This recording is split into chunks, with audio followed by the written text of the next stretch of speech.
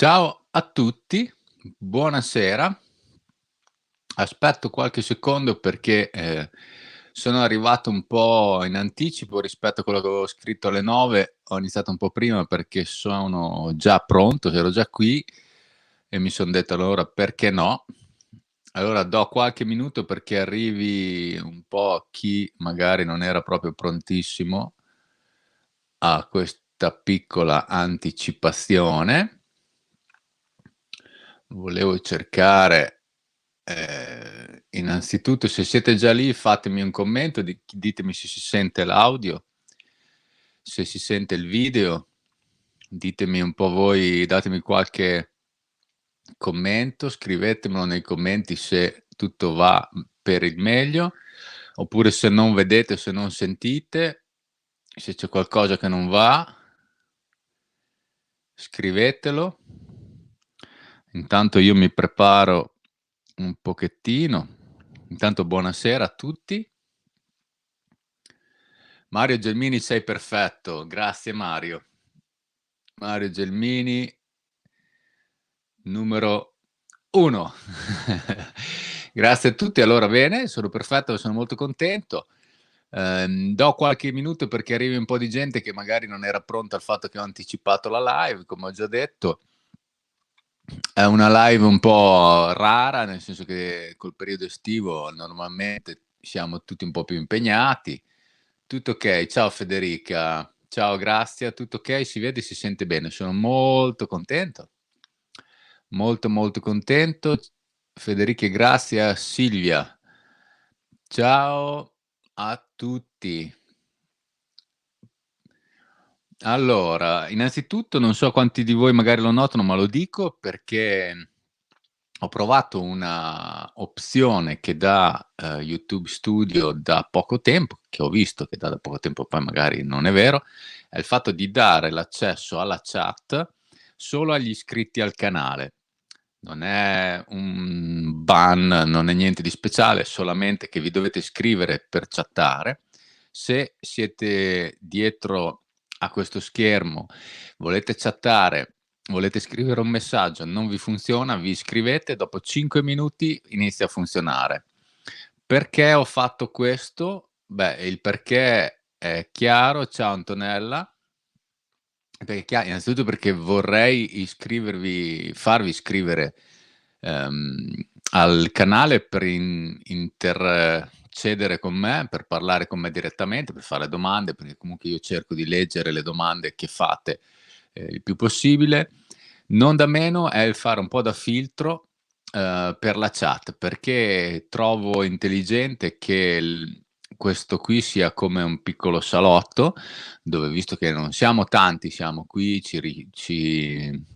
come si può dire, ci riuniamo saltuariamente tra di noi per parlare di argomenti che chiaramente io propongo come argomenti, ma anche voi proponete e, in questo modo possiamo creare un ambiente tranquillo dove diciamo non tutti possono entrare subito, dove ci deve essere anche una pausa di riflessione, di prendere aria prima di, potere scrivere in chat e questo evita secondo me anche un po' di caos, evita un po' anche persone che magari arrivano all'ultimo momento, scrivono, sai, poi scappano proprio solo per, quello che volgarmente viene chiamato troll, ma non è un troll, è solo uno che sfoga un po' di frustrazioni sue personali, in un ambiente che invece è pubblico, perché YouTube fino a prova contraria è pubblico, il mio canale è anche pubblico, però sono io che decido chi entra e chi non entra, a grandi linee. Poi dopo ehm, tutti avete l'accesso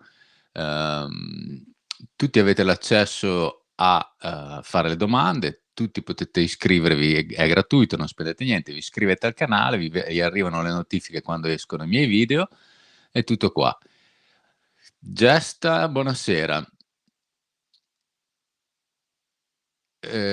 Non mi pronuncio più di tanto, ho visto qualche cosa, non mi interessa più di tanto. Ehm, e niente, questa è forse la prima novità, vera di quello che è YouTube del mio YouTube. Non credo che cambierò altro, mi sembra una cosa intelligente farlo. Mi spiego anche un po' meglio. vado un po' fuori topping, cioè prima di introdurre l'argomento della serata, che avete capito dal titolo, e che è anche una cosa abbastanza che è inerente, diciamo, ai miei video, però prima ehm, volevo avere un po' di appunto, di dirvi 2 cose sui commenti, sul fatto come ci si propone nei commenti. Allora, il commento in generale, quando arrivate anche adesso in chat o comunque quando arrivate su un video, deve essere abbastanza inerente prima di tutto, deve essere inerente al topping, si dice in inglese, cioè deve essere inerente al tema del video. No, come adesso stiamo parlando, ad esempio, di una cosa, tu arrivi e mi dici: "Ah, ma perché lui non è questo? Cosa ne pensi di quello lì? Cosa ne pensi di quello là?"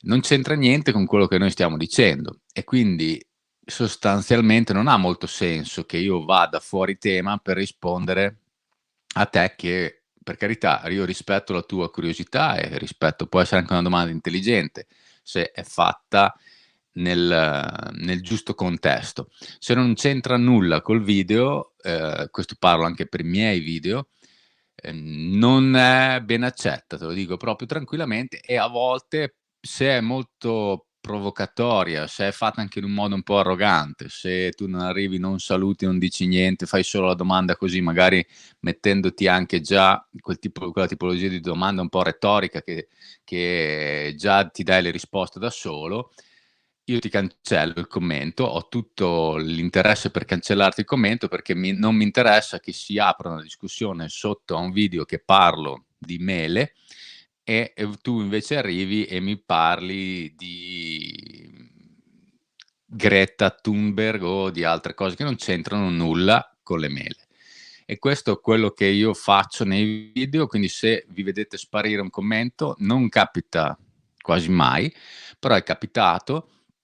Io non ce l'ho con voi, non vi cancello, non vi banno dal canale se non offendete, se non passate a delle cose, appunto delle offese dirette, personali, non vi banno dal canale, massimo vi posso cancellare un messaggio. I messaggi vengono cancellati anche delle persone che fanno link con, a volte pornografia, a volte fanno link con cose che non c'entrano nulla con il video, quindi se tu mi linki il tuo canale perché tu hai pubblicato un video che è simile o nell'argomento dei miei video, io te lo lascio molto volentieri, anzi sono io il primo che me lo vado a vedere, il tuo video, e poi magari mi abbono al tuo canale, ti commento, tutto se è interessante.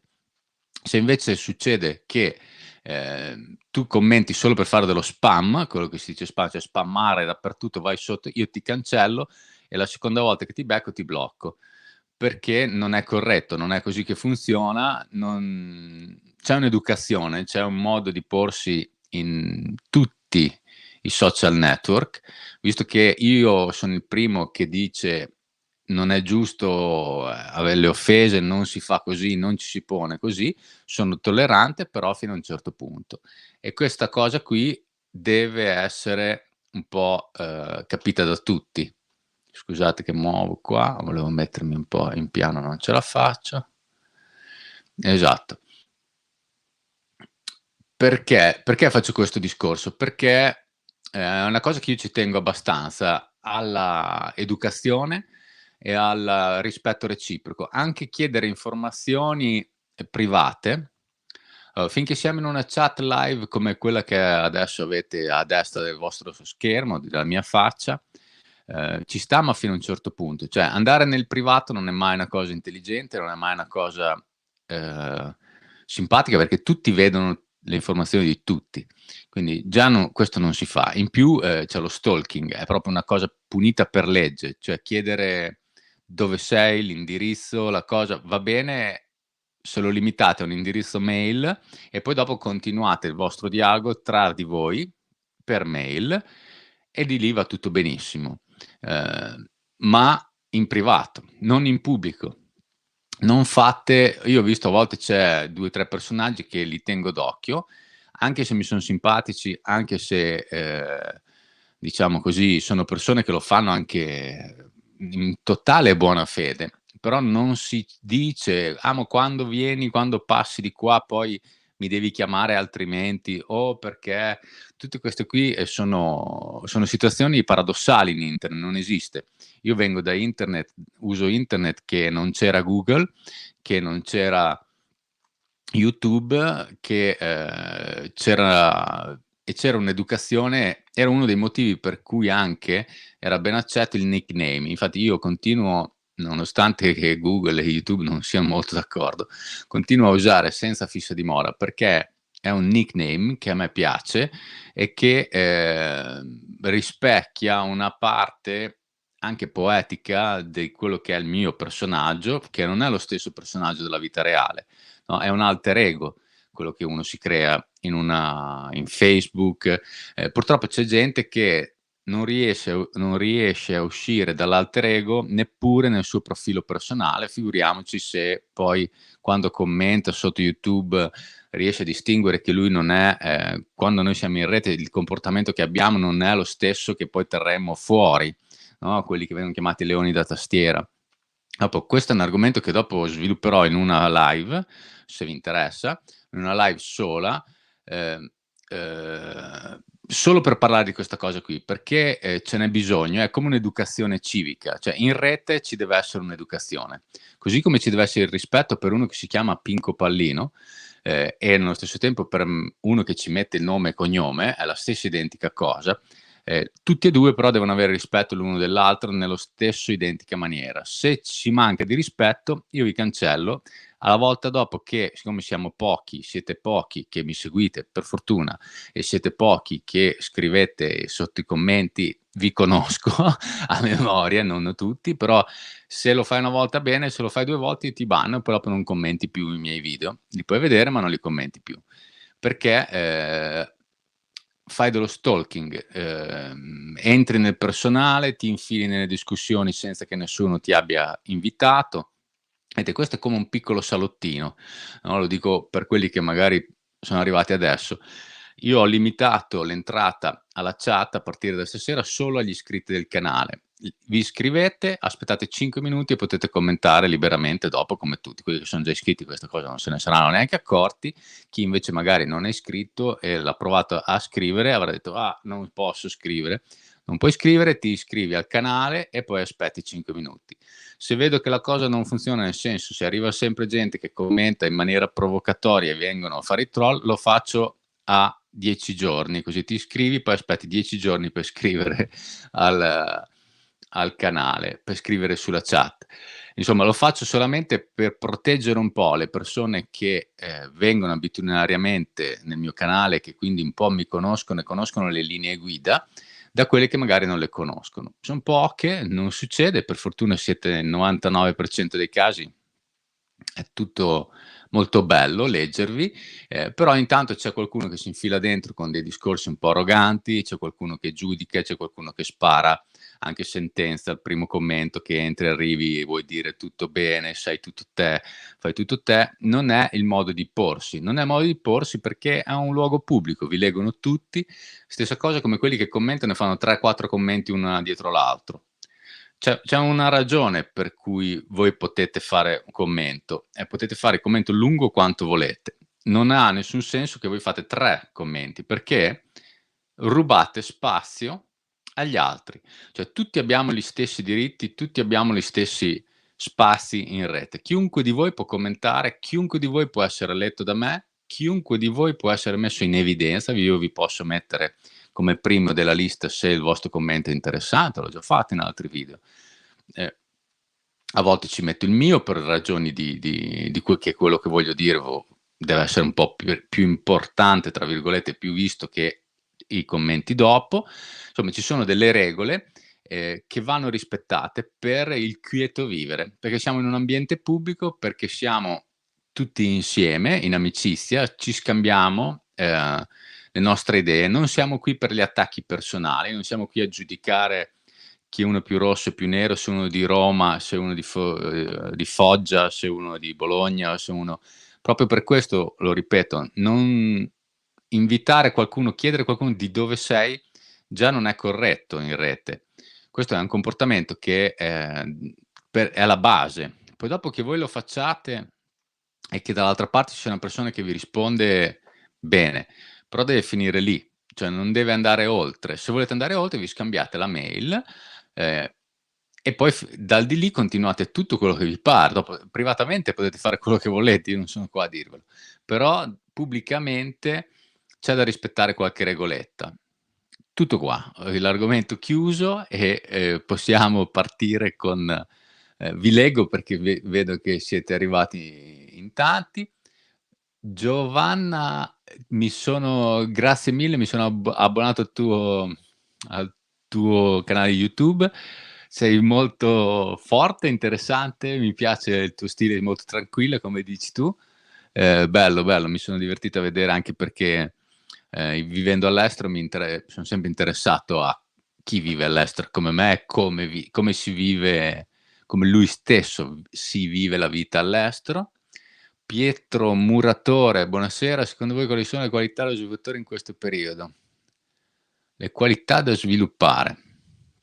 Guarda, ti prendo al basso la palla, te lo dico anche prima l'ho detto. Normalmente quando uno ad esempio arriva adesso in una chat, no, e tu mi fai un commento così, io ho un argomento, un topping, no, la mia stasera la manipolazione della società, la rana bollita e l'ingegneria sociale. Quello che tu hai fatto lì, che tu hai scritto, non c'entra niente con questi 3.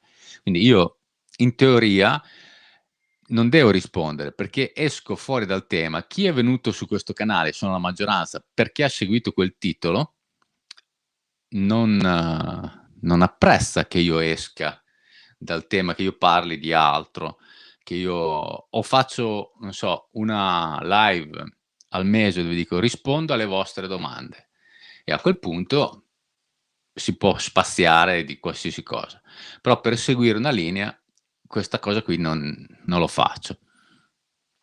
E infatti non lo farò, perché poi in settembre io voglio sviluppare alcune, fasce di questo canale, alcune rubriche. Una sarà ci saranno 2 filoni principali. Uno riguarderà la capacità di tutti noi di essere dei manager di se stessi, perché è una cosa che io ho fatto molto su di me, è un lavoro che io ho fatto molto su di me negli ultimi 10, 12 anni e, ho acquisito una metodologia che posso, diciamo così, metterla ben per iscritto e, darla agli altri, no, attraverso probabilmente svilupperò delle consulenze, corsi che si possono fare, perché lo faccio già per quello che riguarda la ristorazione, lo faccio nella vita reale, cioè aiuto dei ristoranti o delle piccole attività a svilupparsi, perché io ho trovato dei bei compromessi nella mia vita, per quello che riguarda guadagni, per quello che riguarda ore di lavoro e per quello che riguarda vita, privata. Quindi una divisione di questi 3, blocchi, diciamo così, fondamentali della nostra vita, per fare sì di sviluppare, la nostra ditta, di diventare imprenditori di noi stessi, no, per uscire da quello che per me è stata, un periodo necessario, cioè quello di lavoratore dipendente, per diventare lavoratore indipendente. Questo sarà un blocco di questo canale che si svilupperà in maniera con dei video tutorial, con dei video, e poi dopo vedremo come sviluppare, fatto delle consulenze, vedremo dopo se interessa, se no rimarranno dei video tutorial, se invece interessa, perché comunque è una parte importante di me. Ritorno alla domanda che non c'entra niente che ha fatto Pietro Muratore, ehm, sviluppare i propri punti forti. Questa è la regola universale. Se vuoi vincere, devi sviluppare i tuoi punti forti.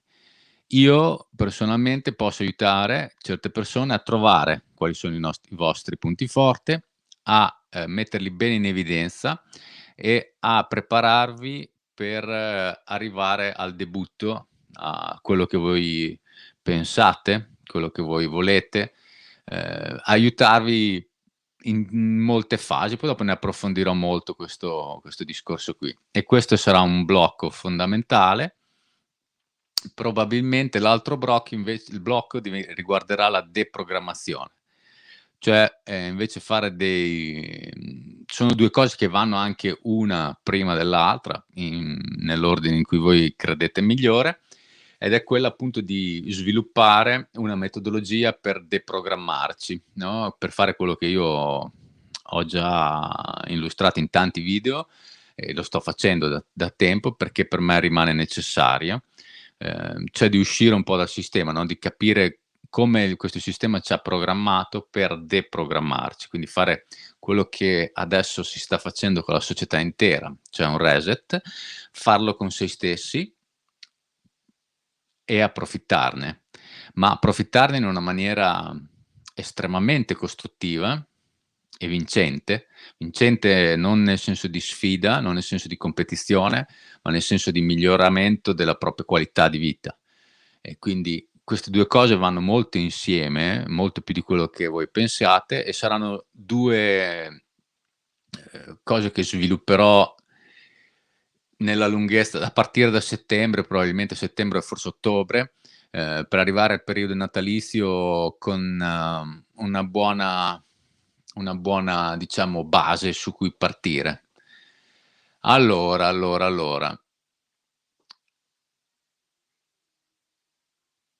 Allora, Paola Geraci. Adesso vi leggo un po', poi partiamo in palla, perché le cose da dire sono tante e il tempo è corto, come dice quella, la vita è breve. La rana bollita implica l'inconsapevolezza, ma davvero tutti coloro che si piegano sono inconsapevoli o semplicemente sono in malafede, visto che ormai è tutto troppo evidente? Allora, tu anche qui implichi già alcune risposte, te le dai già da sola, altre no. Io personalmente non credo assolutamente alla malafede. La malafede per me c'è da parte di una certa classe politica, chi ci guadagna, quello sì, è evidente. Però anche lì, anche nella stessa classe politica c'è tanta ingenuità, c'è tanta ignoranza soprattutto, c'è tanta paura. Chi ha fatto leva su queste, tematiche di ingegneria sociale sapeva benissimo che cosa stava facendo, ma veramente benissimo. Segue un'agenda che è già stata fatta da almeno 100 anni, e qui posso già introdurre un po', una cosa fondamentale che dovete capire è, vi do una lettura, vi consiglio una lettura, che è Gustave Le Bon. È un francese vissuto negli anni 30, prima degli anni 30, che però negli anni 30, 20, lui è vissuto a fine 1800, adesso vado a memoria.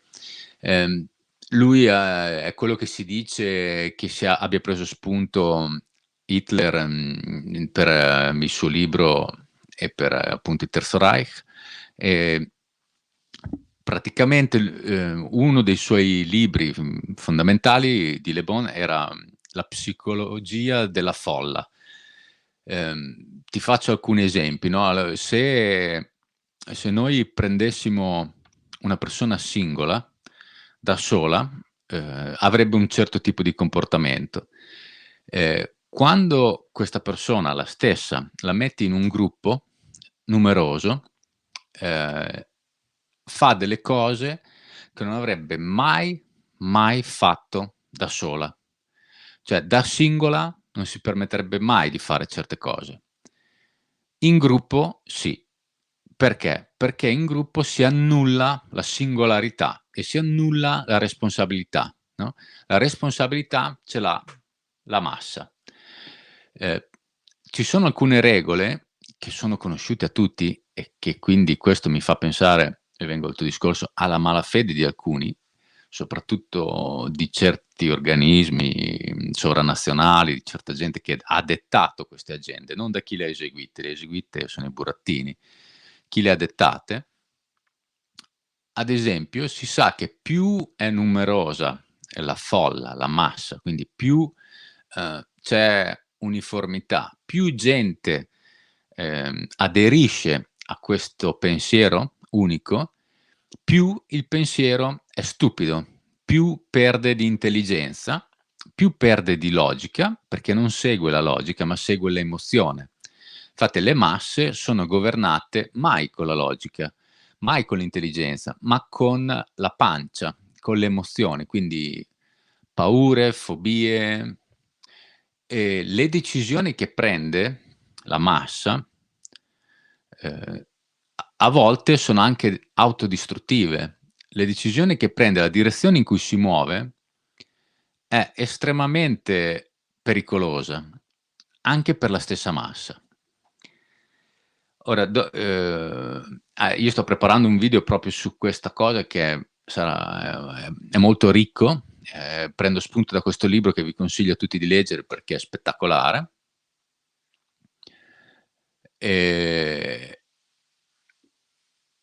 se noi lo volessimo un po', diciamo così,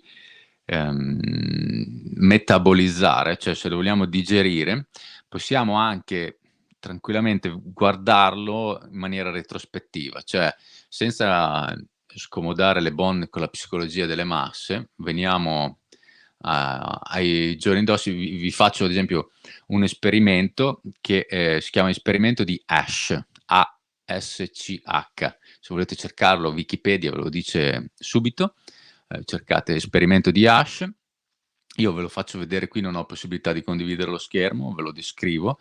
Allora, Asch era uno psicologo polacco, se non mi ricordo male. Insomma, lui prende, adesso dico un numero, 9 persone, 9 persone, gli spiega, diciamo sono 9 persone, sono sue complici, quindi sono avvertite di assumere un certo comportamento, no? E poi ce n'è una persona che invece non sa niente. Allora, queste 9 più 1, 10 persone si trovano all'interno di un'aula, lui arriva quindi come professore, arriva a spiegare questa situazione, questo esperimento, e questo esperimento consta nel fatto che vengono dati 2 fogli a tutte le persone, a tutti questi 10 studenti, scusate. Nel primo foglio ci sono 3 linee di 3 grandezze diverse, quindi una po' piccola, una media e una grande, no, messe in ordine diciamo sparso. Nel secondo foglio c'è una linea che è di una lunghezza esattamente uguale a una di queste 3 linee che hanno nell'altro foglio, quindi un foglio con 3 linee di diverse lunghezze e un foglio con una linea sola. E viene chiesto a queste 10 persone, il foglio con le 3 linee sarà la linea A, la linea B e la linea C, mentre il foglio con la linea singola non c'ha nessuna lettera, ma ha una lunghezza. Viene chiesto a tutti quale linea è, questa singola, tra quelle 3 che sono invece nell'altro foglietto. Allora, le prime risposte che vengono date dal gruppo sono le risposte vere, cioè viene detto ai 9 complici dell'esperimento di dire la verità, quindi diranno tutti: "Ah, la linea che questa linea qui ci ha dato in questo foglietto qui è la linea B". Poi chiaramente viene dato un altro foglietto con l'altra lunghezza della linea di una di queste 3 linee, insomma la gente ridirà ancora la verità, quindi dirà: "Eh sì, è la lunghezza A", fino a che non viene detto ai complici di mentire spudoratamente. Quindi si tratta di 3 linee, 3 lunghezze, dall'altra parte una lunghezza, è molto ovvio la risposta, estremamente ovvia, all'occhio umano sovrapporre è molto facile. Però i 9 complici sono avvertiti di mentire, quindi arriverà un punto in cui viene chiesta qual è questa linea e tutti diranno insieme una bugia, diranno tutti insieme: "È la linea C", quando invece è evidente che non è la linea C, ma è un'altra linea. L'unico di questi 10 che invece non è stato avvertito, quindi si troverà nella condizione in cui 9 mentono spudoratamente e convinti di quello che dicono, convinti tanto che in questo esperimento l'80% delle persone che vengono messe in questa situazione si allineano alla massa.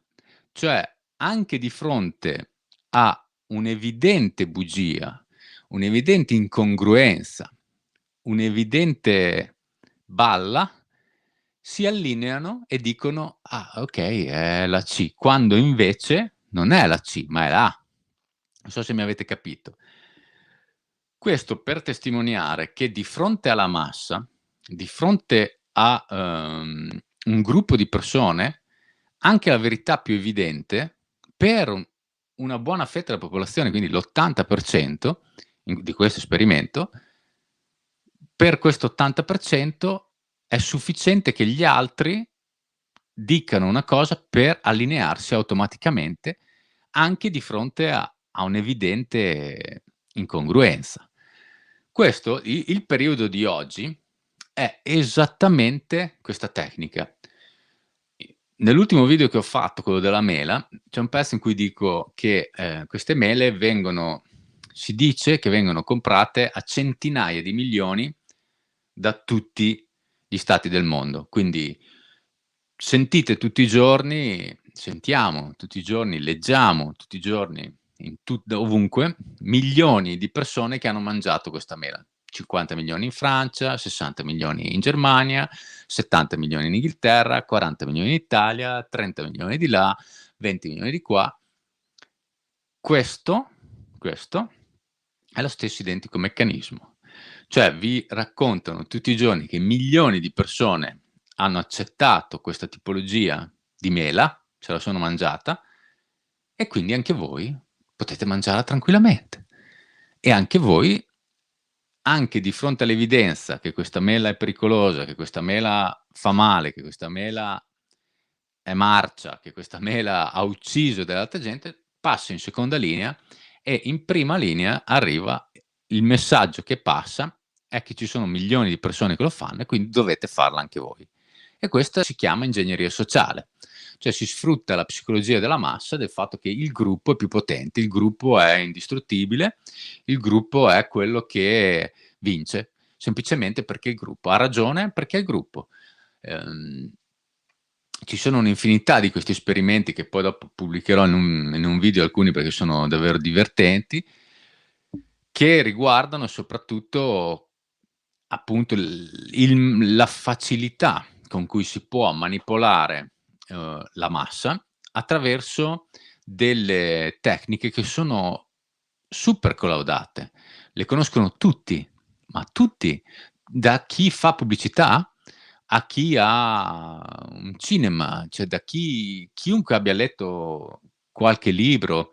Cioè, per questo che io, come prima diceva quel commento, non credo, cioè credo che moltissima gente non lo sappia, ma credo anche che ci sia una bella fetta di gente che è in pura malafede sta approfittando alla stragrande di queste, sta proprio plasmando, sta seguendo la sua agenda.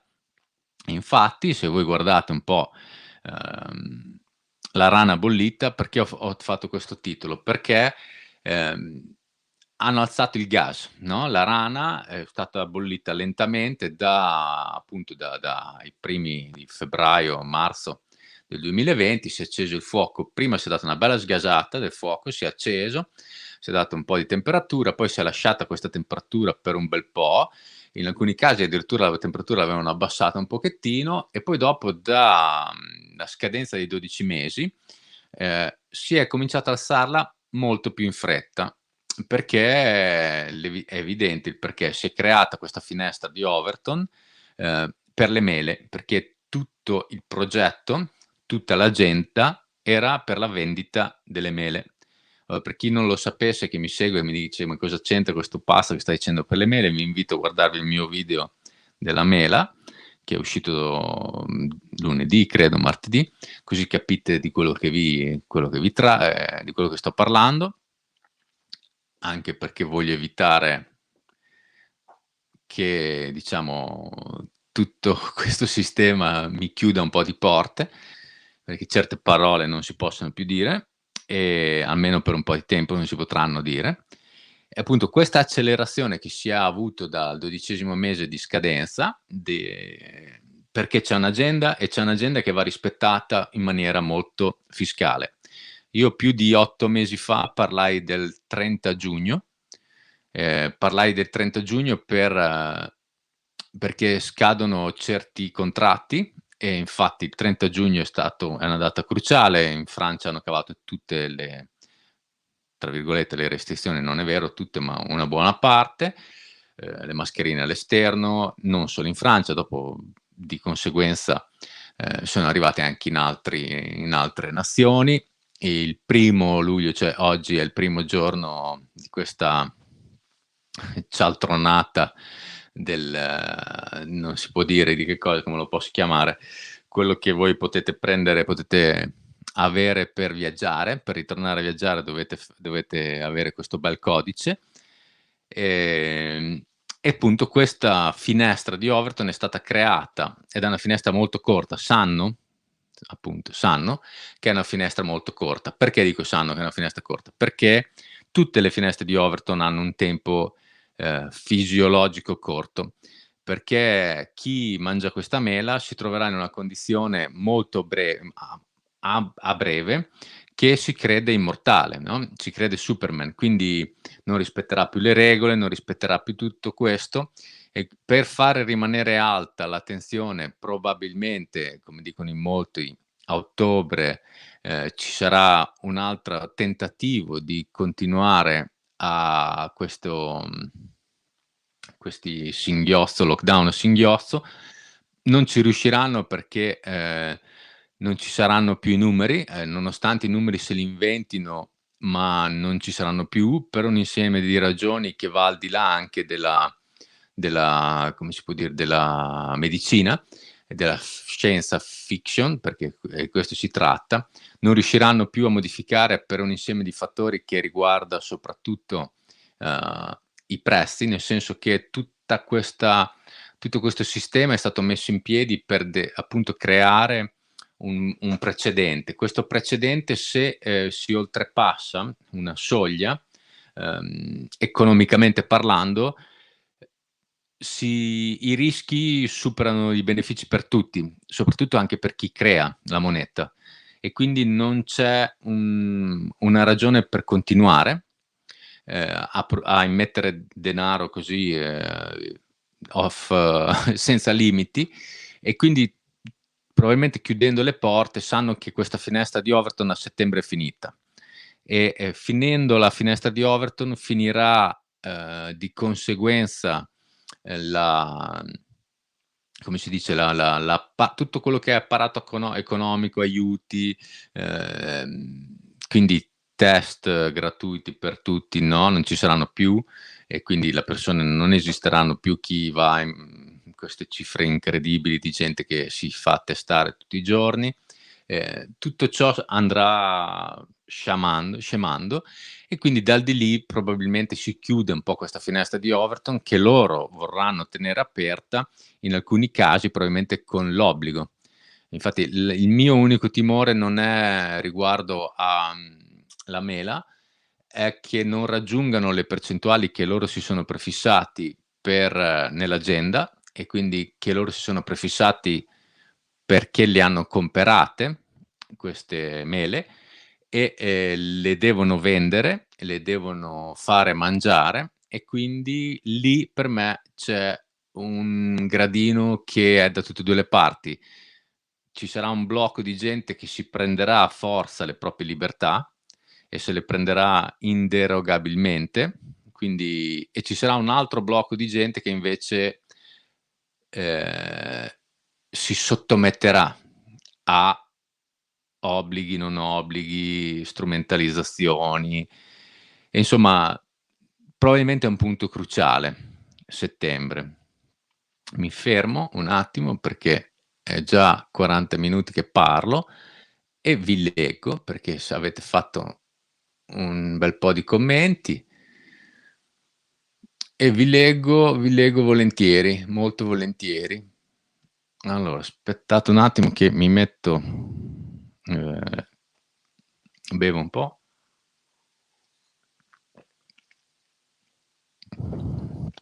Vorrei cercare una live mia. No, sto scherzando.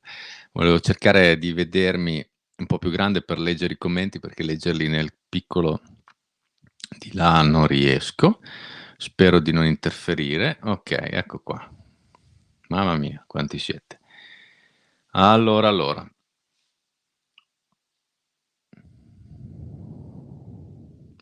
Grazie Capitan Giamburrasca, buonasera, grazie che mi aiutate.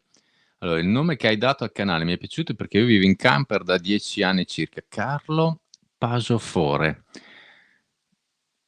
In camper da circa 7 anni, sono un manager di me stesso. Ti ascolto con piacere. Grazie mille Carlo. Io ho vissuto tanti anni anch'io in camper, li ho vissuti diciamo non per scelta di vita, di vivere come residenza, ma per scelta mia perché avevo un lavoro stagionale, mi piaceva viaggiare, un po' il senza fissa dimora per me è stato molto ironico, però in una parte diciamo che lo Stato italiano, la burocrazia in generale non riusciva a starmi dietro per quello che riguarda i miei spostamenti e quindi sono stato per un po' senza fissa dimora nei documenti, nel senso non avevo una residenza fissa e quindi sono stato un po' borderline, ma solo per questo, niente di altro, ma comunque mi piace l'idea. Roberta Verdelli. Ciao Davide, ti ascolto sempre con molto piacere. Grazie per i temi interessanti che tratti insieme. Grazie a te, Roberta. Allora, ma è possibile? Quando usciamo da questo distopico Truman Show? Ma quando usciamo è una domanda che possiamo. Se parliamo di singoli può uscire domani, se parliamo di tutto il resto potrei dirti anche mai, anche perché anche prima c'era questo Truman, non si vedeva, non era così evidente, probabilmente tornerà a non essere così evidente, è molto probabile, è solo una questione di tempo, tanto tutte queste cose, mascherine, guanti o gel dappertutto, scomparirà come qualsiasi altra cosa. Mhmm, Quello che rimarrà non lo sappiamo, rimarrà un residuo probabilmente. Io quello che vorrei fare col mio canale, appunto, è riuscire a approfittare di questo residuo e far sì che sia una come si può dire, che siamo noi a decidere per noi, che tutti possano approfittare di questa cosa, in parte come ho fatto io, con le mie scelte che in una parte sono state scelte dettate dalla fortuna, proprio nel senso che io ho scelto inconsapevolmente di fare un certo tipo di lavoro che non è stato toccato da questo anno e mezzo, e nello stesso tempo ce ne sono altri di lavoro che non solo non sono stati toccati, ma che, sono aumentati come cifra d'affari, come possibilità economiche e io non vedo perché la gente non ne approfitti. E questa è una cosa che per me, più che chiederci quando finirà, bisognerebbe chiederci quando cominciamo noi ad approfittarne, quando cominciamo noi a viverla in un modo che sia positivo e che sia costruttivo per noi stessi. Basta. Allora, secondo te siamo in tempo a saltare fuori dalla pentola prima che l'acqua bolle?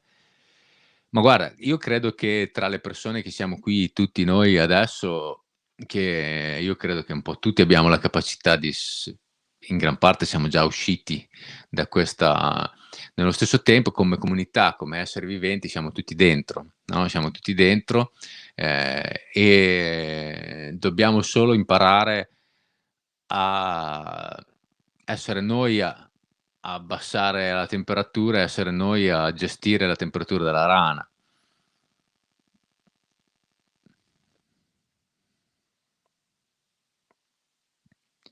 Allora, ne usciremo quando la massa si sveglia e si indigna. Probabilmente no. Dico di no, scusate. Dico di no perché la massa è la massa e la massa non ha questo potere. Anzi, la massa è sacrificabile. Nel libro di Le Bon, che vi consiglio a tutti, un esempio che è molto atroce, lui vive in un'epoca in cui c'è la prima guerra mondiale, in un'epoca in cui c'erano morti veri, epidemie vere, con milioni di morti, di cui giovani, e quindi la società era un'altra, era molto più abituata, il significato di morte era molto più radicato e, quindi di conseguenza c'era un modo di affrontare la fatalità molto diverso e per questo, ad esempio, descrive come la prima linea, no, quando si tratta di massa, quando si tratta di decisione di massa, immaginate il gruppo che si compatta in un pensiero unico e prende una decisione, no? In questo momento, se possiamo trascendere il libro di Le Bon e concentrarsi nel momento storico che viviamo adesso, la decisione di mangiare la mela. Questa prima grande decisione è sbagliata, non è logica, non ha nessuna, come posso dire, non è una scelta presa ponderata, pensata, no, è una scelta presa dal panico e i primi che prendono questa scelta dovete immaginarveli come la prima linea della guerra. No, nello sbarco in Normandia, la prima linea che hanno mandato sia dalla parte americana sia dalla parte tedeschi, che erano chi difendeva dall'Europa e chi invece arrivava in barca, sono morti tutti. Erano carne da macello. La massa, quando prende questa decisione, la prima parte è carne da macello, è sacrificabile, non conta niente. Quindi lascio a voi ogni decisione.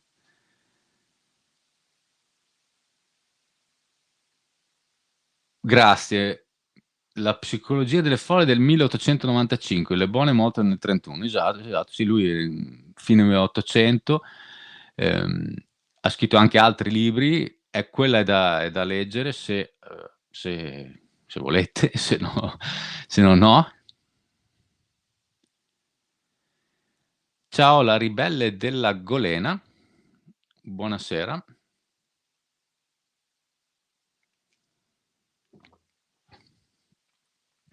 Scusate che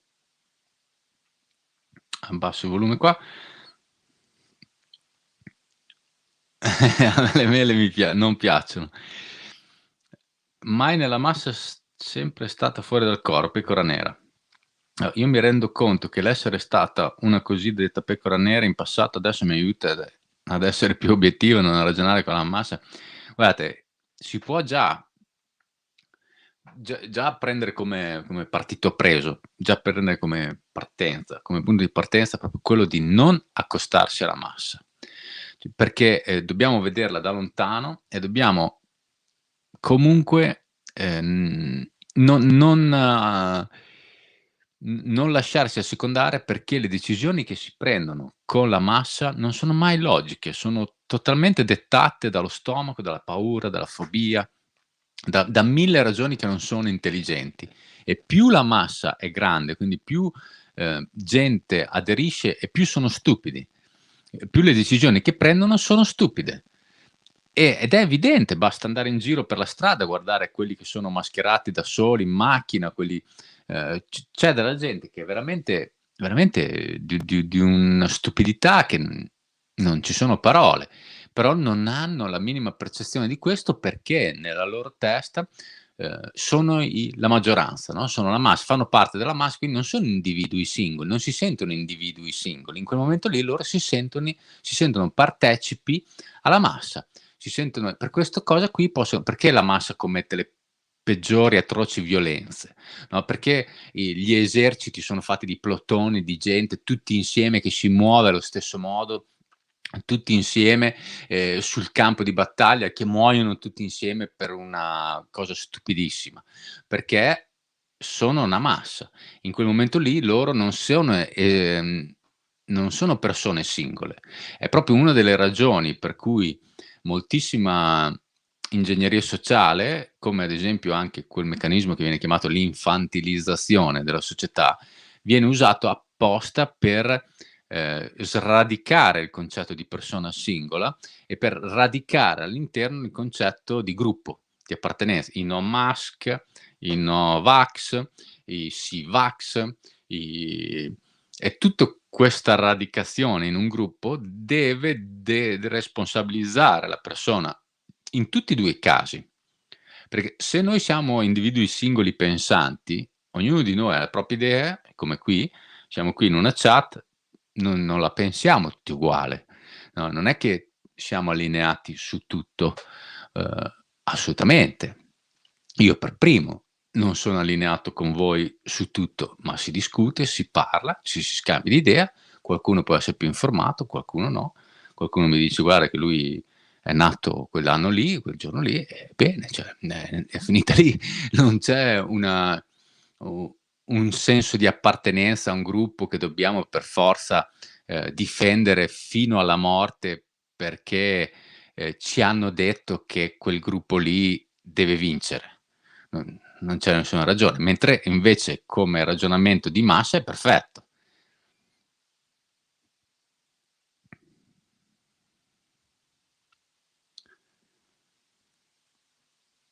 Orwell 'sti qua si fa una pipa. Sì, sì, Orwell era un ragazzino, confronto. La massa tende a avere molta influenza sul potere decisionale, travolgendo e instaurando un senso di dubbio sul proprio pensiero, se non si è abbastanza forti si tende a amalgamarsi a tutti loro. Come ho detto prima, se mi hai ascoltato, basta che tutti insieme, neghino l'evidenza.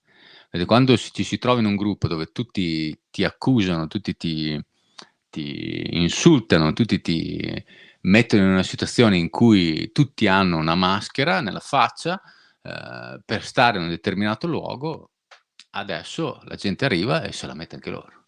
Se la mette e anche il più forte se la mette. Se la mette qui sotto, se la mette qua, ma se la mette. Chi resiste a questo qui è una minima parte che può essere anche il 5%, il 10%, difficilmente arriva al 15%. Questo fenomeno qui però, e qui lo dico per tutti, succede esattamente anche al contrario. E questo arriverà che, come sta arrivando qui in Francia, dove sono io, dove nessuno porta più la maschera, ma nessuno neanche nei posti dove si dovrebbe, nessuno la porta più e questo fenomeno è contagioso al contrario, sta succedendo anche al chiuso, in certi posti al chiuso, adesso io non posso dare troppi dettagli perché se no non va bene, però sta succedendo sotto tutti gli aspetti.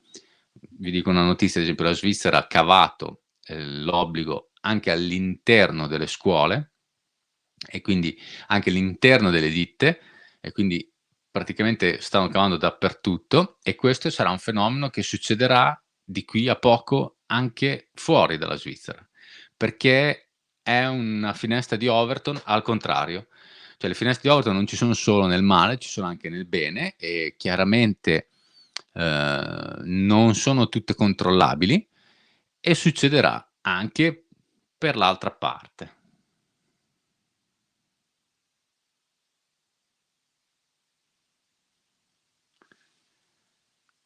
Allora, Simona Supernova, wow!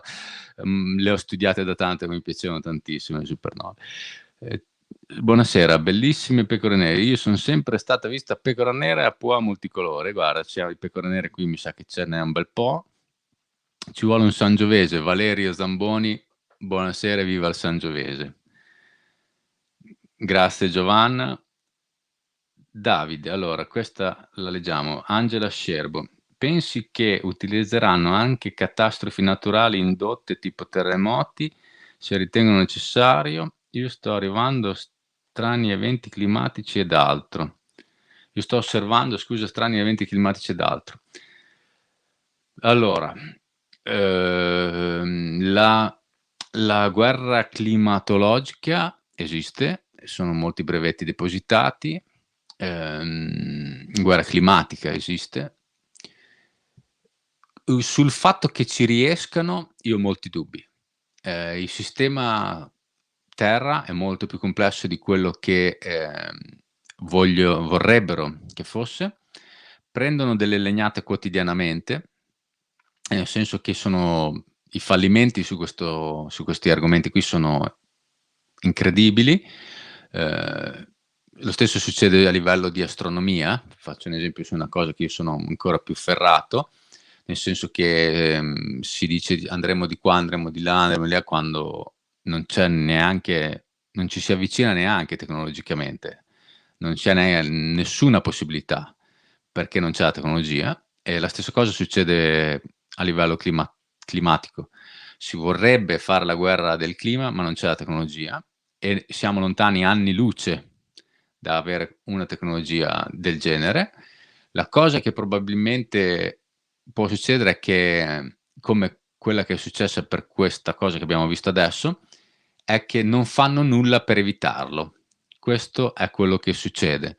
Cioè spianano il terreno a che succedano delle catastrofi, perché la catastrofe fa comodo. E qui invito tutti a leggervi un altro libro che è una delle mia Bibbia, come autrice lei, in tutti i suoi libri, pochi che ha fatto, ed è Naomi Klein, canadese, e vi invito tutti a leggere Shock Economy, che letto in un momento come adesso è proprio è come fare un déjà vu, no, è una lettura un po' pesante per alcuni versi, però veramente, veramente un vocabolario e ve lo consiglio perché lei storicamente fa un viaggio storico da partire dagli anni '50, anche prima, dagli anni '30, fa un viaggio storico per tutto quello che è la cultura dello shock, no, e quello che ha come effetti su, la nostra civiltà, e a partire dalle persone singole, quindi che effetto ha su di noi, una shock terapia, un elettroshock, quindi è un po' l'esempio che facevo tempo fa quando abbiamo parlato appunto di queste cose qua, che dicevo quando se voi vi prendono, vi torturano tutti i giorni alla stessa ora, vi chiudono dentro una stanza dove non potete neanche stare in piedi, dove non c'è luce, al buio, per terra, nudi, e aprono questa stanza solo per torturarvi, per darvi delle botte, no, aprono, vi danno 40 minuti di botte e vi ributtano lì dentro. Secondo giorno aprono, 40 minuti di botte e vi ributtano lì dentro. Sempre alla stessa ora, sempre alla stessa. Voi immagazzinerete solo i dati dei rumori che sentite, quindi passi quando arrivano, porta che si apre, chiavi che si aprono, sono botte. Quindi tutte le volte che voi riassocierete questo brutto incubo, lo riassocierete a un'infinità di rumori, di informazioni, però tutte in linea con lo stesso risultato finale, cioè male, dolore.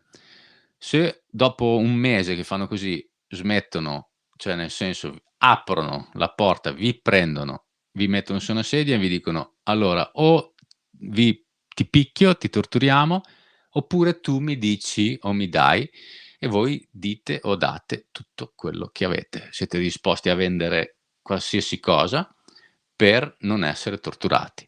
E questo è quello che può succedere anche con una nazione.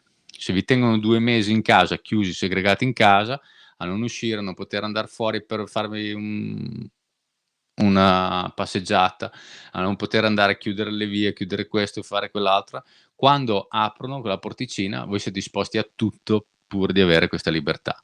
E questo succede, è successo, l'abbiamo visto tutti, anche per milioni di persone.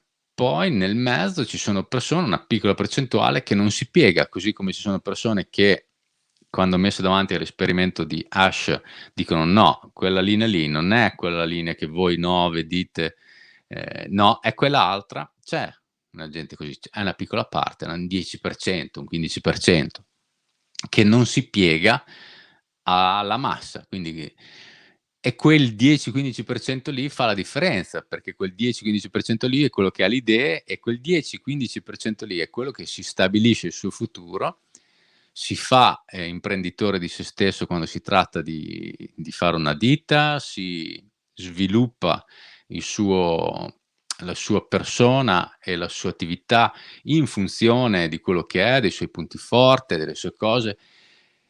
Lui è il futuro, lui è quello che potrà decidere, che può prendere in mano la situazione. Tutti gli altri sono numeri, sono sacrificabili, sono pedine, sono parte esattamente come prima. Non c'è questa differenza. Prima non lo vedevate, prima non lo vedevamo, prima ci poteva sembrare che il nostro amico, il nostro familiare fosse sì, magari un po' vittima di qualche dipendenza o di qualche, ehm, corporativismo, di qualche globalismo, però magari sì dai però forse ce la fa. No, non ce la fa. E quindi siamo qua. Allora.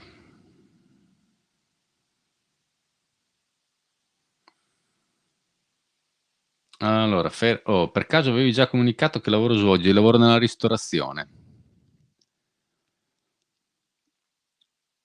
Buonasera Davide, cosa ne pensi della soluzione Eco-Village? Finché si è vincolati alla loro moneta è difficile, se non impossibile venirne fuori, almeno questo è il mio pensiero. Sì, poi è un punto di partenza sicuramente il signoraggio monetario e l'indipendenza, però è anche altrettanto vero che i soldi sono un mezzo, non sono il fine, quindi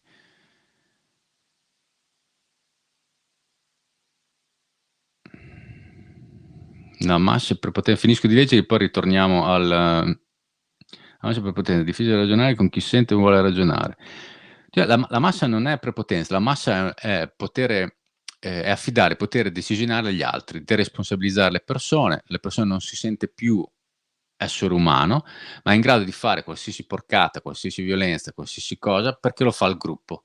È un gruppo di appartenenza e con quello crede di avere ragione. Si sentono immortali, infatti tant'è vero che ci sono degli esempi storici, ho anche una vignetta che c'è dappertutto, no? Il classico che c'è il burrone, la prima pecora si butta di sotto e tutte le altre pecore una alla volta si incanalano dietro e si buttano tutte di sotto al burrone perché seguono il primo che è andato. Quindi il primo che si è buttato di sotto ha fatto sì che tutti gli altri di dietro si suicidassero e la massa si suicida perché prende la decisione che ha preso il primo. E quello che sta succedendo adesso non è molto distante. Chiaramente non si parla di una morte immediata, chiaramente non si parla di cose così tragiche, ma come metafora ci sta estremamente dentro, perché è così, è evidente.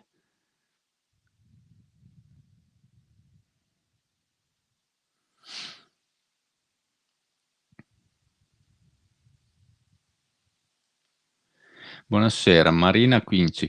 Siamo una minoranza, ma siamo in tanti. Cosa pensi che accadrà a noi difetti di fabbrica sfuggiti a questi esperimenti? Noi ignoriamo loro e loro ignoreranno noi. È probabile che una cosa che c'era già anche prima, cioè la società dentro la società. Prima era una nicchia, questa nicchia si è un po' allargata, no? I liberi pensatori, la gente che ha comunque la capacità di avere dei visionari, no? Persone che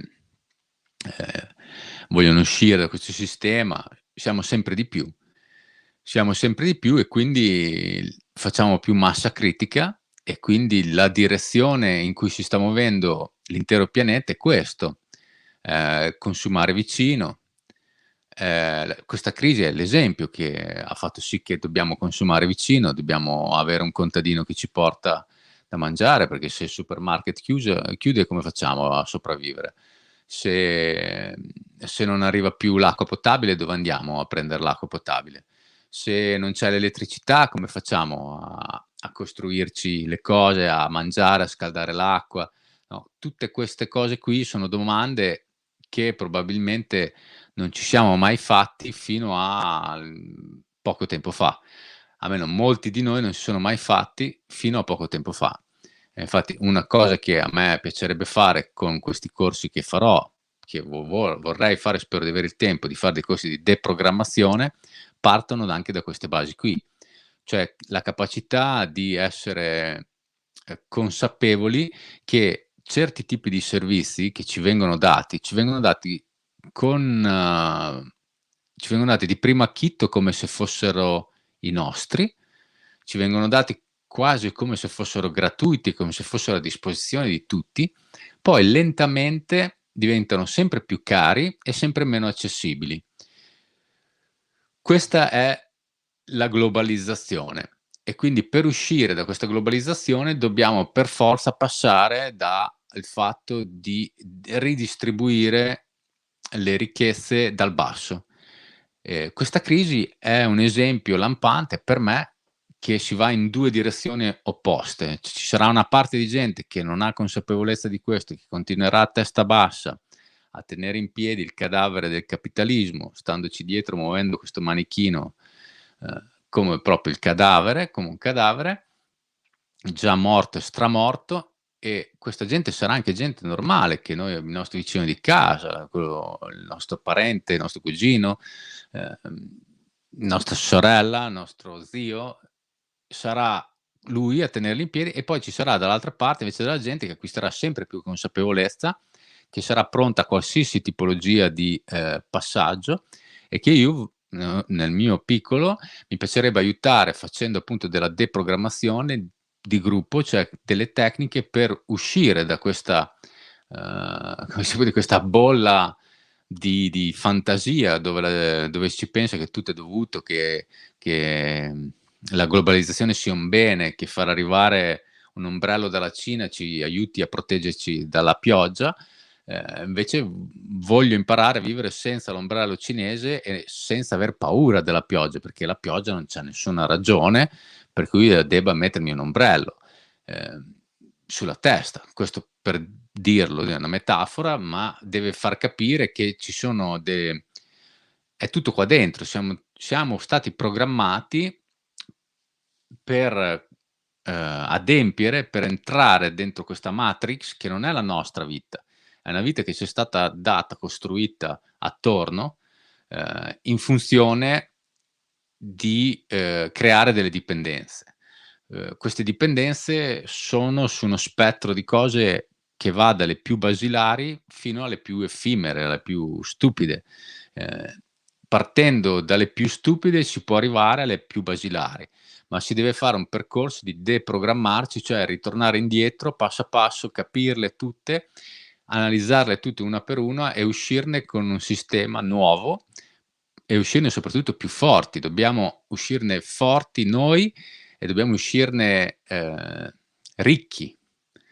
L'unico modo, un modo può essere appunto quello di entrarci un po', diciamo, con delle tecniche che sono tecniche conosciute, alcune, altre sono tecniche sperimentali anche, e seguendo gli esempi che abbiamo già nella nostra storia, soprattutto in un periodo come questo dove si può benissimo sfruttare questa cosa nel miglior dei modi. Io non capisco perché si deve solo pensare al fatto che possono, a fare più virus, fare più cose, fare più dittatura. Possono fare quello che vogliono, ma se non hanno dall'altra parte il consenso, non c'è nulla che tenga. E se continuano, con questo ritmo, se lo stanno giocando il consenso di una parte. Ci sarà una società dentro la società. Ci saranno 2 società diverse, dove una parte di gente vive in questo medioevo tecnologico, in questa dittatura sanitaria, emergenziale, e una parte di gente vive la sua vita normalissima, senza nessuna paura, anzi ancor più consapevole, ancor più, libera, e ancor più con l'homeschooling, ad esempio, con delle soluzioni imprenditoriali, con essere imprenditori di se stessi, e per dire una parola, vaffanculo, cioè non c'è problema.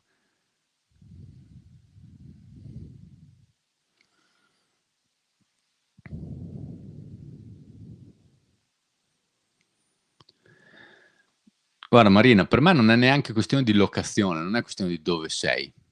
Puoi farlo benissimo in una grande città, puoi farlo benissimo ovunque, puoi farlo benissimo nel centro storico di Milano, puoi farlo ovunque. Si tratta di sfruttare quello che hai tu come, punti forte, e quello che hai tu nel tuo, adesso parlo solo francese, nell'entourage, cioè nel tuo raggio, no, nei tuoi 20 chilometri da casa, che cosa c'è? Devi sfruttare quello, no, devi, sfruttare quello, basta. Cioè, lì hai tutte le possibilità di essere ricco, di guadagnare abbastanza, di scambiare con gli altri, perché, io non credo nell'autoproduzione, no, non credo per niente nell'autoproduzione. Mi spiego: se tu ti vuoi fare nel tuo orto i pomodori, le zucchine, sei liberissimo di farlo, ma se hai mai provato a fartelo, che questa è la domanda, hai mai provato a fartelo? Perché se hai provato a fartelo come io ho provato a fartelo, capirai molto in fretta che non ce l'arriverai mai a mangiare solo quello che hai nel tuo orto, perché, il grano non ce l'hai, perché, la mucca che fa il latte non ce l'hai, perché o vivi solo con 3 zucchine e 4 pomodore, che ci sono solo in un periodo dell'anno, perché quando poi quelle non ci sono, avrai l'insalata, avrai qualche caspita di insalata, avrai, per carità, potrai metterci 2 zucche, potrai metterci cavolfiori, potrai specializzarti sempre che quell'inverno lì vada tutto bene, che quella pianta ti cresca, che ci sono tanti se che ti porteranno, nella stragrande maggioranza dei casi, a capire che non ce la puoi fare se non scambi con qualchedun altro. E questa è la storia dell'umanità. Cioè viviamo come esseri sociali non perché ci piace far delle chiacchiere, ma perché, sostentamento, cioè si scambiano. Allora, se noi accettiamo i soldi come forma di scambio, io ti presto un servizio che nel 2021 non vuol dire necessariamente che ti do delle zucchine, o ti do del pomodoro o del pesce o quello che vuoi, ma io posso darti anche la mia esperienza online, posso venderti, disegni che mi piace tantissimo fare. Posso far dei quadri, posso raccogliere le conchiglie in spiaggia e venderle, posso fare delle cornici, posso far qualsiasi cosa, dalla più un servizio medico a distanza, dirti ortopedia, qualsiasi cosa io posso fare, la scambio, la scambiamo e con quello lì va avanti il mondo e non vedo perché dovremmo interromperlo adesso, quando va benissimo questa cosa qui. Se noi accettiamo tutti che, ci sia il denaro come cosa. Il denaro non ha niente di male se non è controllato da una banca centrale europea privata. Perché questo è quello che ci dobbiamo porre come problema, no, non è il fatto di essere schiavi di un sistema, non siamo schiavi di niente se non lo accettiamo. Se noi lo accettiamo, ecco che allora possiamo approfittarne. Questo è quello che io mi pongo come punto centrale. Per me è fondamentale che noi capiamo e prendiamo consapevolezza di un certo sistema. Per me quindi l'autoproduzione per me è una balla colossale. Poi per carità, se te sei in una fattoria fuori da tutto e c'hai gli animali, c'hai le galline, c'hai le capre, c'hai la mucca, c'hai il cavallo, c'hai l'orto, c'hai tutto quello che ti pare, sei in un gruppo perché per avere tutta questa cosa qui da solo non ce la farai mai, sei in una 5 famiglie che vivono, 50 persone che vivono e si organizzano così in una fattoria, va bellissimo, invitatemi, vengo anch'io a farmi un giro ogni tanto, però non è la mia vita. È una cosa che io non mi piacerebbe fare perché almeno adesso, non mi piacerebbe fare adesso. Se a te ti piace, bellissimo per te, però capisci quello che ti voglio dire? Per me non questa cosa qui può funzionare ovunque, se si ha le armi per farle funzionare. Poi armi è brutto, se si hanno gli strumenti, se uno è quello che io voglio fare, perché l'ho fatto su di me e ha funzionato, è dar gli strumenti a tutti, attraverso una metodologia che sto mettendo a posto, che sto mettendo a punto tramite, delle mie passaggi che ho fatto nella mia vita, li metto per iscritto, mi sto guardando un po' come posso, distribuirli agli altri, perché in molti mi hanno amici e conoscenti e anche adesso gente che ho conosciuto, youtuber, altre persone che ho conosciuto sia virtualmente che nella realtà, siccome l'ho fatto per altre persone di qui, straniere, italiane, insomma funziona, non vedo perché non lo devo fare per tutti, renderlo pubblico fino a un certo punto e vedere se io posso, diciamo instradare più gente possibile a una cosa che poi dovrebbe essere anche abbastanza naturale, che ce l'hanno tutti. Dopo si tratta se ognuno lo vuol fare o no, infatti vabbè, poi ne parleremo più avanti.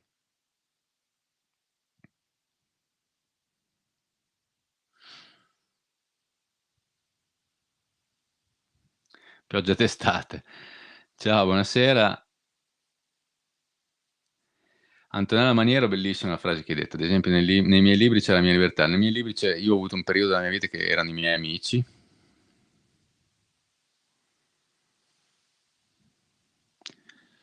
Sì, Master Key, sì, ti dico, non voglio essere critico, non voglio essere neanche così, come si può dire, fermo. Cioè, non è che uno, per carità, uno ce la può anche fare nell'autoproduzione, però non io, non io.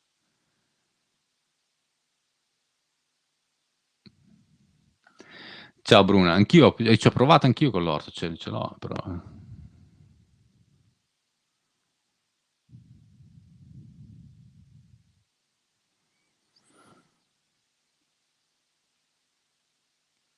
Ok, vi ho letto, adesso continuo perché siamo già abbastanza avanti.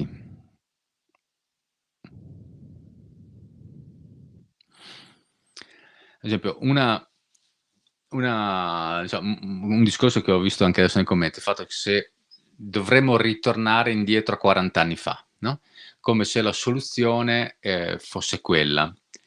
Allora, qui bisogna analizzarlo un po' con due chiavi di lettura. Allora, la prima, scusate che bevo.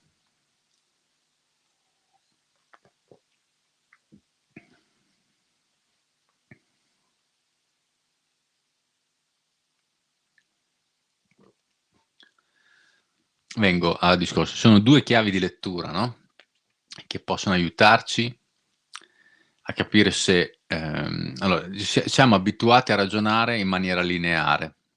Ci hanno insegnato, programmato, che tutto quello che è nuovo è bene, che tutto quello che arriva, che scopriamo è bene, e soprattutto che tutto quello che è nuovo è meglio di quello che c'era prima.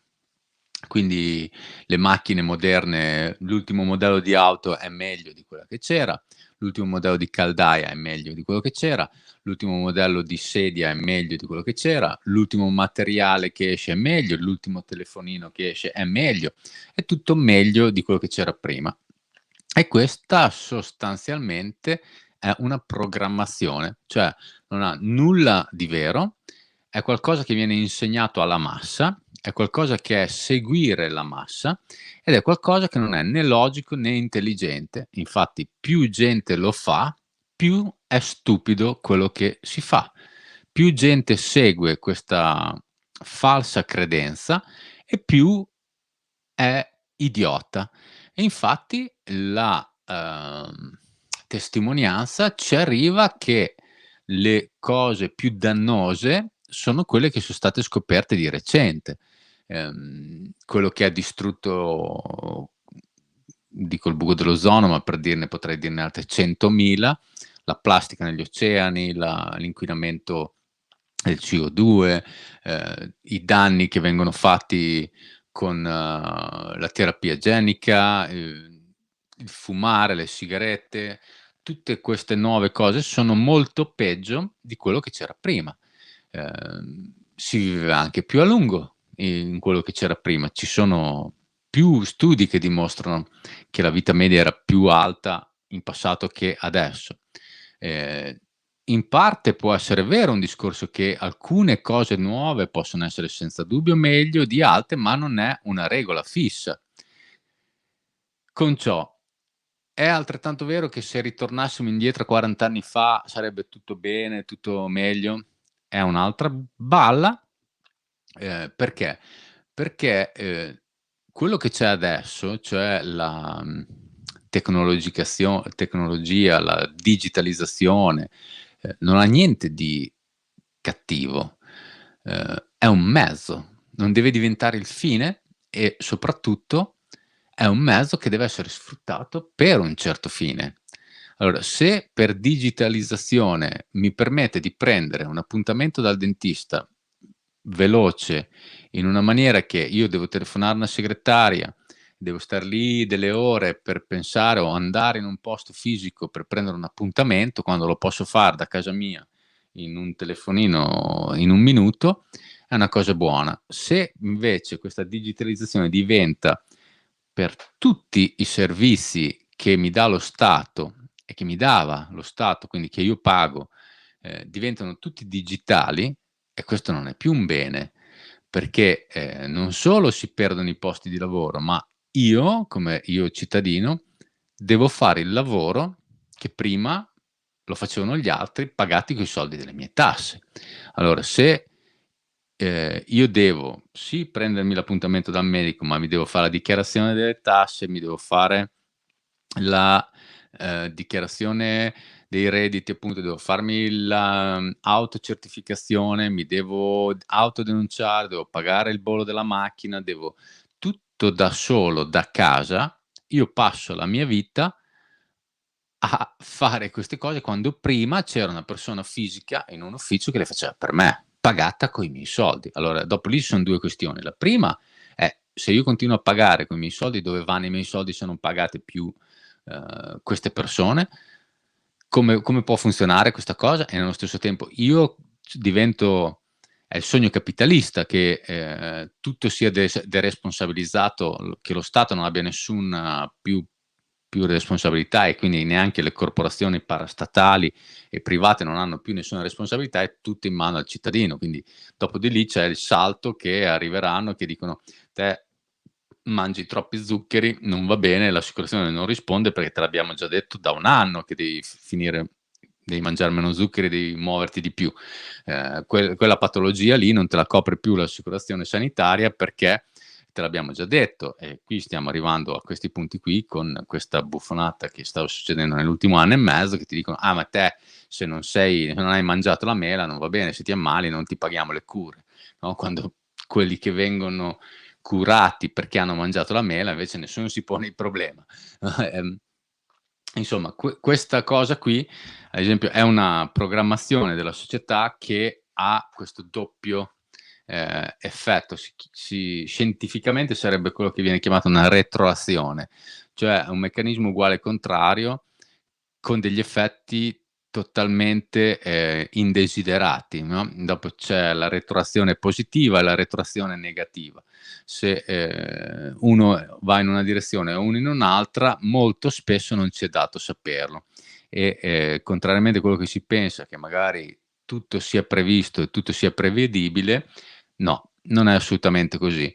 E la dimostrazione appunto c'è in questo periodo dove possiamo chiaramente vedere, ad esempio in stati come la Francia, che c'è un mix di gente che ha mangiato la mela e che, non rispetta più nessuna regola, di queste regole che vengono dettate, queste che vengono chiamate restrizioni, gente di tutte le età che ha mangiato la mela e che si sente immortale, che quindi non rispetta nessuna regola, di fianco a gente che non ha mangiato la mela, non la vuole mangiare e come me non rispetta le regole allo stesso modo. Quindi le 2 fazioni si sono mischiate in un momento in cui c'è, questa finestra di Overton si è creata, autogenerata da sola, totalmente imprevedibile dal sistema, totalmente imprevista dal sistema.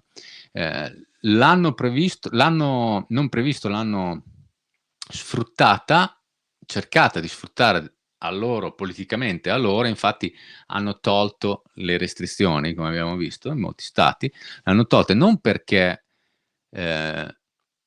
non perché fosse una decisione presa, non perché fosse una cosa che loro volevano fare, ma semplicemente perché hanno visto che non le rispettava più nessuno. E quindi non rispettandole più nessuno, lo Stato passava come quello che viene, come si può dire, preso per il culo, cioè viene, non viene rispettato e quindi per non fare la figura marcia davanti a milioni di persone ha detto: "Okay, è meglio che le caviamo". È per lo stesso fenomeno di massa che descriveva credo Churchill, quello del cartello, no, che se siete in 2 a fumare sotto al cartello, vietato fumare, vi fanno una multa, se siete in 20, vi chiedono di spostarvi un pochettino, se siete in 200 tolgono il cartello. In questo caso hanno tolto il cartello e toglieranno il cartello anche per altre cose se tutti insieme non le rispettiamo. E questa cosa diventerà inevitabile perché le fazioni opposte convergono in dei punti in cui loro non avevano ben previsto. E questa ad esempio è un'altra, programmazione, effetto di deprogrammazione, incontrollato. Ed è una cosa che può essere molto simile, a quello che viene con Hollywood, no, la cosa che io mi chiedo molto spesso è fino a che punto, la programmazione hollywoodista, come direbbe Roberto Quaglia, è arrivata a questi apici, no, da permettersi di disegnare o prevedere degli scenari che sono molto simili agli scenari che siamo abbiamo adesso davanti agli occhi, no, questa tendenza adesso, ad esempio, si è evoluta, fino a, sconfinare nel paradossale, no, nel transumanesimo, no, quello che viene perché? Perché si arriva alla tecnologizzazione, infatti con la mela che è una mela tecnologica, no, questa mela geneticamente programmata, programmata geneticamente, che programmata per una certa cosa, viene usata proprio una terminologia che è molto, molto simile, guarda caso, a quella che viene usata per i computer, no, viene paragonato a quello che veniva usato come Windows, come ehm, viene paragonata a questa tipologia di tecnologia, la stessa tecnologia che c'è nascosta dentro questa mela, per il semplice motivo che, la massa crede, e la massa è programmata per credere che la tecnologia salverà l'umanità, no, attraverso Hollywood, che ci fa credere che all'ultimo momento, con la soluzione tecnologica, salveremo l'umanità dalla catastrofe, gli ultimi 4 secondi, 3 secondi, 2 secondi, 1 secondo, e lì arriva il salvataggio. Noi siamo programmati per questo scenario qui, e quindi con questo scenario qui funziona, e con questo scenario qui la massa prende la decisione. Che poi porti al suicidio di massa, non fa niente, è sacrificabile. Davvero film hollywoodiano, davvero transumanesimo.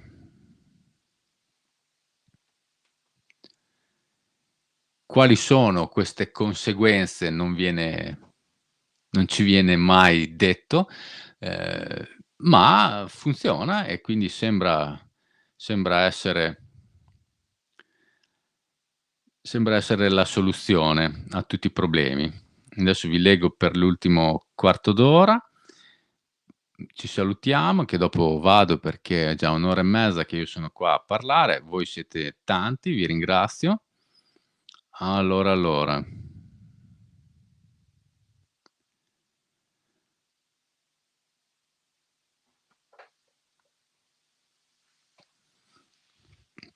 Non è credibile, dai, non scrivi niente di sbaglio, Capitan Già, si sono d'accordo, quando ce vo ce vo.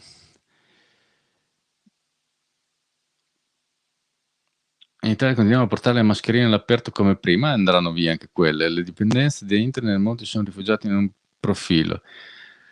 Pioggia d'estate, guarda, ti consiglio lì, non so se stai seguendo la diretta, in diretta o in differita. Se mi segui in diretta, ehm, ho parlato all'inizio perché ho attivato una funzione per cui nella chat, che voi vedete a destra, possono scrivere solo gli iscritti.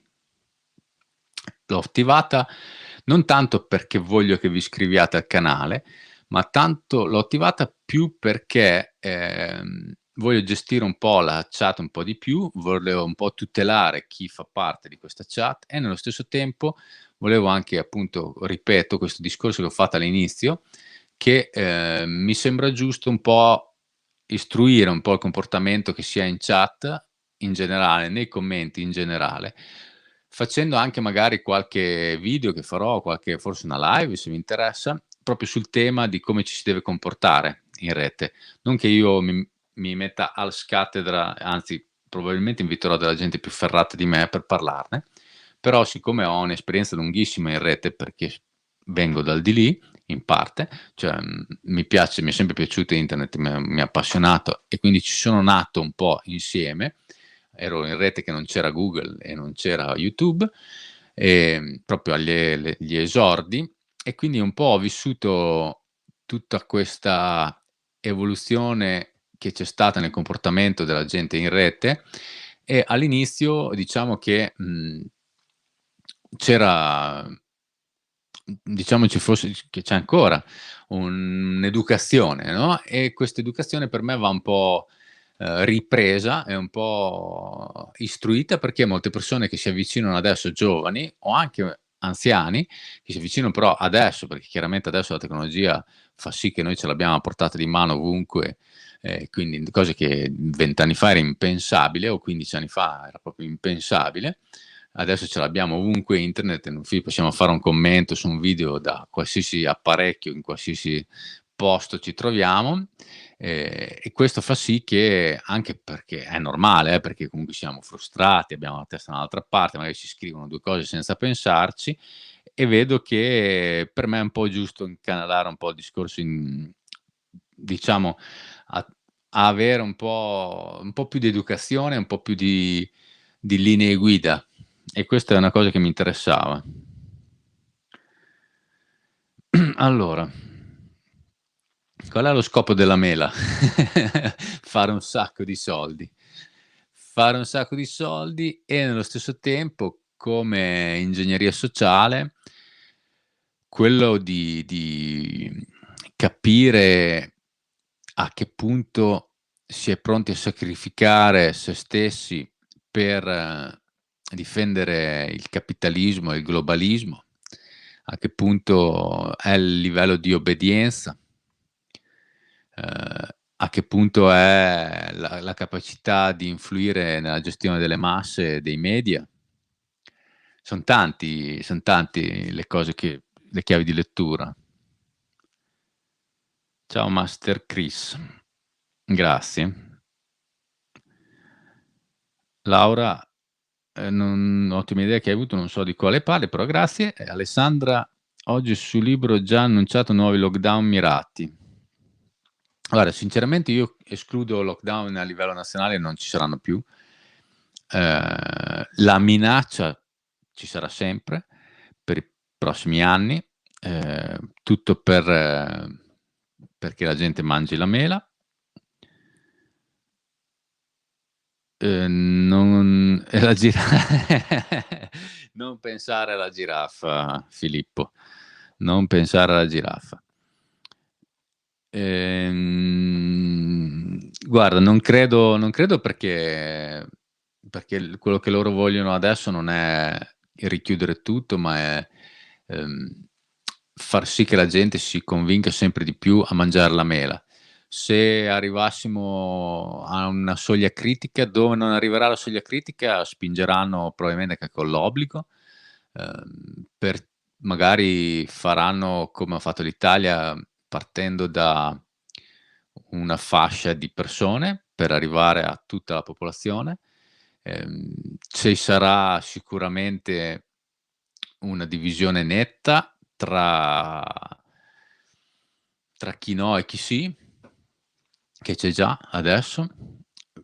Il tutto sfumerà perché la finestra di Overton è questa, è adesso. Non è una cosa che possono prolungare più di tanto. Chiaramente hanno tutti gli strumenti per ricrearne delle altre, per aumentare la tensione, per far sì che, si creda sempre di più a questa situazione. I lockdown a singhiozzo sono probabilmente, purtroppo, una parte del futuro prossimo. Probabilmente lo sapremo già a settembre, lo sapremo già a ottobre, lo sapremo già come la narrazione come si volgerà. Io credo che non ce la faranno per un insieme di fattori che vanno al di là di quelli che loro pensano di poter controllare. Però non escludo neanche che certe nazioni vengano comunque sottoposte a più di altre a questa sperimentazione, perché comunque è stato così dall'inizio. Non pensate che tutta Europa sia uguale, non pensate che la Svizzera abbia avuto la stessa cosa che ha avuto l'Italia. Da una parte, di là dal lago di Como, è totalmente diversa di qua dal lago di Como. C'è una parte la più toccata al mondo no, però una delle parti più, come si può dire, dove c'è più questo dramma falso è stato vissuto, esasperato, appunto, la Lombardia, e dall'altra parte in Svizzera quasi niente. Per mesi è stato così, è stato veramente assurdo, viverlo lì alla frontiera per chi c'è stato, soprattutto il primo periodo. Dopo magari la Svizzera ha preso delle decisioni perché le ha prese l'Italia, ma non perché pensasse veramente o credesse veramente che tutto ciò sia esattamente come la narrazione italiana ha partecipato a questa costruzione, a questa programmazione di massa. Non c'è. A me era per fare un sacco di soldi, non so, anche perché gli stati, sia che te la facciano mangiare che no, li han pagati lo stesso. Appunto, la mela l'han pagata, i soldi gliel'hanno dati in quantità già prima per farla la mela, poi per produrla, poi per portarla. Si parla di cifre infinite.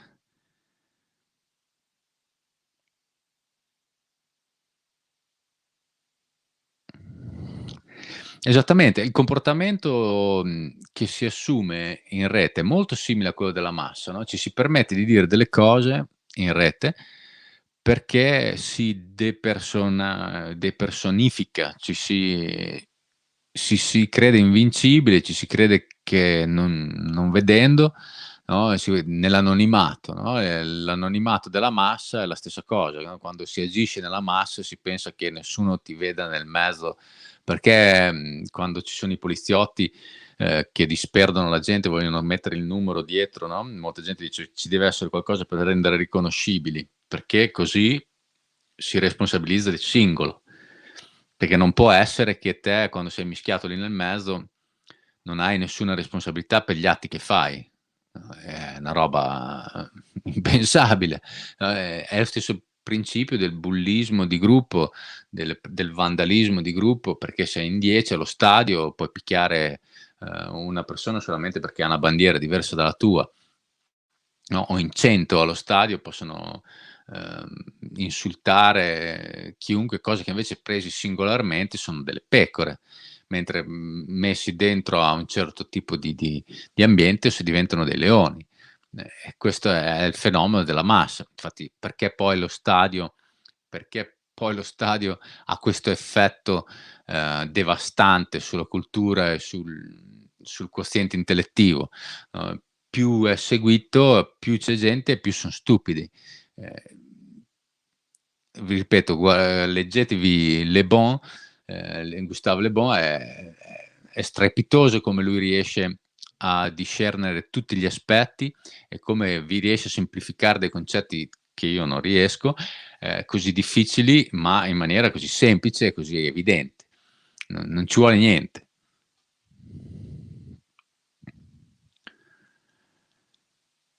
Ma guarda, sul fatto l'Inghilterra ragazzi, quando Alessandra, pare che in Inghilterra richiuderanno ad agosto. In Inghilterra non hanno mai chiuso. Come hanno vissuto il lockdown gli inglesi,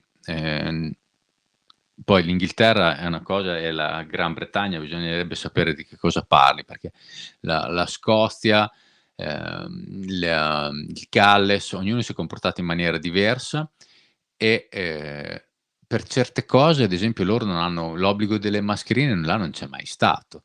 Cioè, possono fare quasi quello che vogliono lo stesso, avevano delle libertà che, per certi versi culturalmente hanno accettato delle cose che magari a noi ci sarebbero pesate molto di più, per altri versi invece non hanno assolutamente accettato altre cose come le multe. Le multe non esistono, cioè io quando sento parlare Italia che fa 3.000 € di multa o la Spagna, 600 €, 1.000 €, ma sta fantascienza. In Francia non esiste niente di tutto ciò, in Germania ancora meno. In Inghilterra non ci sono neanche le multe, cioè non pensate che te a mascherina arriva un poliziotto, i poliziotti non possono neanche fermarti per la strada, cioè non possono, non ci sono i posti di blocco in Inghilterra. La situazione che viene descritta dalla televisione, da quei 4 video di YouTube del Corriere, di Repubblica o di Euronews o di qualche altri, agenzia di stampa di propaganda pura, sono totalmente inventati, cioè, descrivono una realtà che non esiste. Descrivono una realtà che vorrebbero che noi credessimo che esiste quella realtà lì. ma è solo un indirizzarti, appunto, attraverso una programmazione che avviene solo facendoti credere che la massa fa così, no, che: "Ah sì, perché tutto il mondo fa così, allora lo facciamo anche noi. Ah sì, perché tutti mangiano quella mela, ne hanno ordinati centinaia di milioni, allora lo facciamo anche noi. E, le restrizioni sono ovunque, allora ce le abbiamo anche noi." No, proprio no.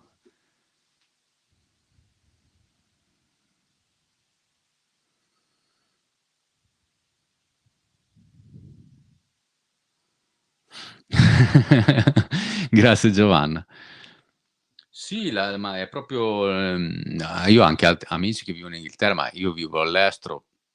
Ragazzi, parlo 4 lingue, quando sento amici svizzeri alcune cose, mhmm, ci son delle differenze culturali enormi, non potete pensare che lo stessa programmazione la usino da una parte e funzioni, la usino dall'altra uguale e funzioni.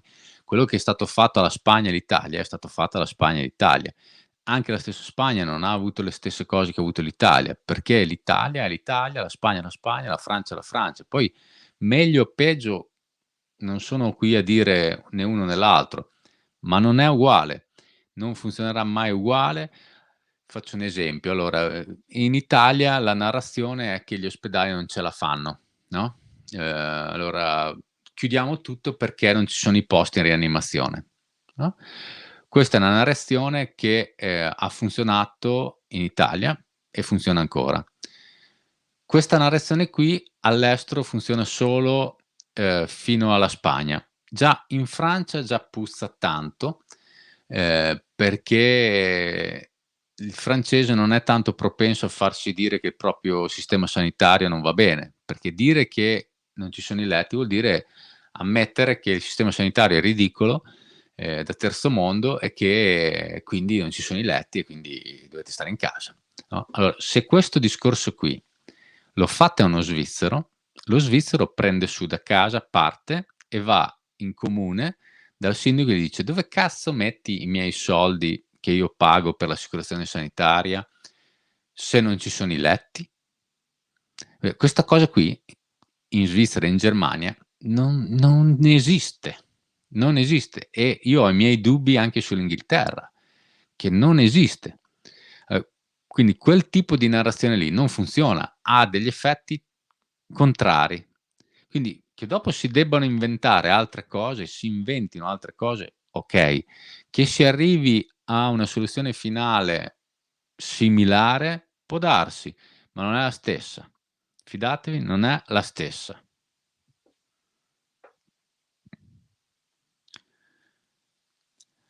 Sì, ma io sai, non ce l'ho io con l'italiano in sé per sé, non mi prendete come un esterofilo, non mi prendete come una persona che, ehm, non ce l'ho io con l'italiano in sé per sé, non ce l'ho con non credo che l'italiano abbia niente di meno o di più degli altri.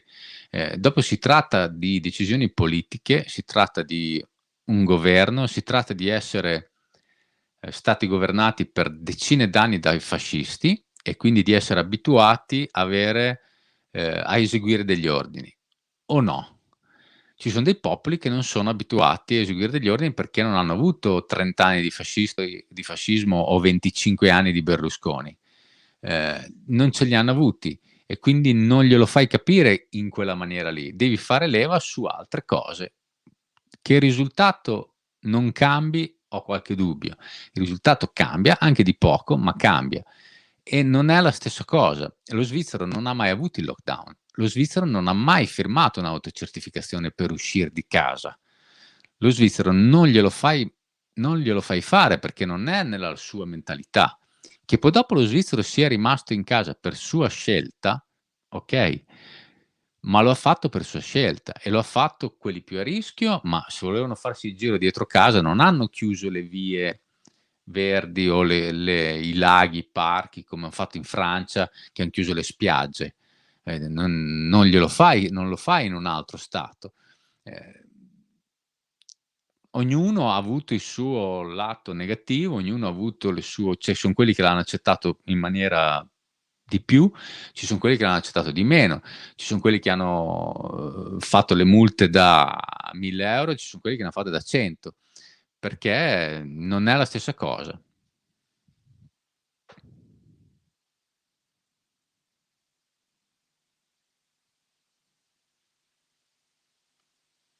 Bene, spero che vi sia piaciuto questo discorso, la chiudo qua. Mi interessava ritornare un po' live perché erano 2 settimane che non ero live e volevo un po' vedere se vi interessava ancora, fare qualche bella discussione. Vi ringrazio tutti per essere stati qua con me. Grazie a Giovanna, Clarissa, Angela, Alessandra, Filippo, Laura. Vi saluto veramente tutti di cuore, grazie mille, ci vediamo prossimamente, spero di fare una live in 2 settimane, vediamo un po'. In 2 settimane saremo a metà luglio, quindi 2, 3 settimane spero di arrivarci ancora, col lavoro e tutto. E comunque, rimaniamo sempre qua belli attivi, state bei sereni, non vi preoccupate che in tante cose è tutta propaganda, non seguite tanto la propaganda, seguite il vostro istinto, che è quello che la sa lunga. E io vi ringrazio ancora tanto per tutto. Abbonatevi al canale se non l'avete ancora fatto e vi auguro a tutti una buona serata. Ciao e alla prossima.